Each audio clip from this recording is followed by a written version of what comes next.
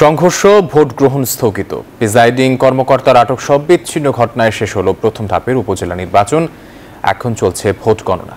বুধবার সকাল ৮টা থেকে শুরু হওয়া ভোট গ্রহণ চলে বিকেল ৪টা পর্যন্ত। তবে ভোটের উপস্থিতি তুলনামূলক কম ছিল।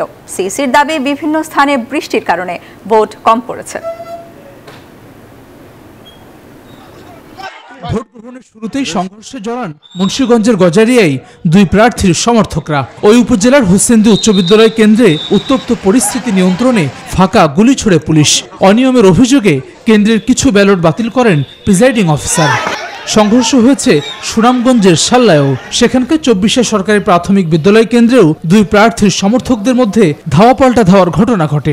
আটক করা হয় সহকারী প্রিজাইডিং অফিসার সহ ৪ জনকে। একইভাবে নরসিংদী, মাদারীপুর, বগুড়া, লক্ষ্মীপুর, সিরাজগঞ্জ সহ দেশের অন্তত ৩৪টি জায়গায় ভোট কেন্দ্রে সংঘর্ষের ঘটনা ঘটেছে। অনিয়মের অভিযোগে বন্ধ করা হয় খাগড়াছড়ির লক্ষ্মীছড়ি এবং লক্ষ্মীপুরের রামগতি উপজেলার দুটি কেন্দ্রের ভোট। এসব ঘটনায় আটক করা হয়েছে ৩৭ জনকে। এছাড়া বেশিরভাগ কেন্দ্রে ভোট হয়েছে সুষ্ঠু, তবে ভোটার উপস্থিতি ছিল কম। হালকা হালকা বৃষ্টি, আমি বাবু নিয়ে ভোট দিতে আইছি। অনেক ভালো লাগতেছে, নতুন ভোট দিন, প্রথম ভোট দিতে পারতেছি।